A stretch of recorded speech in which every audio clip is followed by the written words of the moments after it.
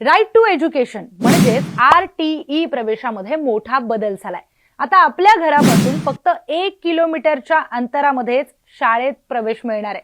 नेमकं काय बदल झाले आणि पालकांनी काय लक्षात ठेवायचंय पाहूयात सविस्तर या व्हिडिओच्या माध्यमातून।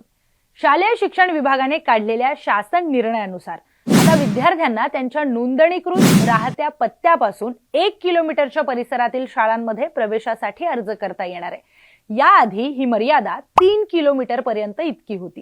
मात्र काही ठिकाणी बनावट किंवा तात्पुरते भाडे करार करून पसंतीच्या शाळांमध्ये प्रवेश मिळवण्याचे प्रकार समोर आले आणि त्यामुळे पारदर्शकता वाढवण्यासाठी आणि गैरवापर रोखण्यासाठी हा निर्णय घेण्यात आल्याचं शिक्षण विभागाकडून सांगण्यात येत आहे। यासोबतच आणखी एक महत्त्वाचा बदल करण्यात आला। सगळी कागदपत्र अर्ज करताना ऑनलाईन अपलोड करणं आता बंधनकारक करण्यात आलंय। पूर्वी काही पालक कागदपत्रे नंतर सादर करत होते, मात्र आता अर्ज करतानाच आधार कार्ड, पत्ता पुरावा आणि इतर आवश्यक कागदपत्रे अपलोड करावी लागतील। अपूर्ण किंवा चुकीची कागदपत्रे असल्यास प्रवेश नाकारला जाऊ शकतो।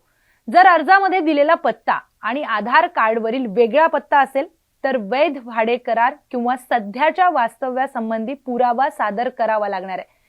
तक्रार आल्यास संबंधित अधिकाऱ्यांकडून पत्त्याची पडताळणी देखील केली जाणार आहे। तर RTE कायद्यानुसार खाजगी विनाअनुदानित शाळांमध्ये 25% जागा आर्थिकदृष्ट्या दुर्बल घटकांमधील विद्यार्थ्यांसाठी राखीव असतात। राज्य सरकार या विद्यार्थ्यांच्या शिक्षण शुल्काची भरपाई करते।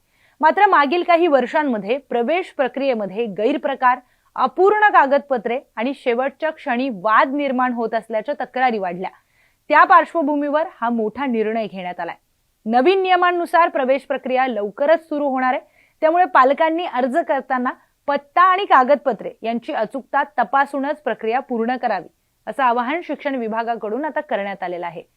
RTE प्रवेशामध्ये 1 किलोमीटरची अट आणि पूर्णपणे ऑनलाईन कागदपत्रे ही प्रक्रिया खरंच पारदर्शक ठरेल का? तुम्हाला काय वाटतं? तुमचं मत कमेंट करून सांगा।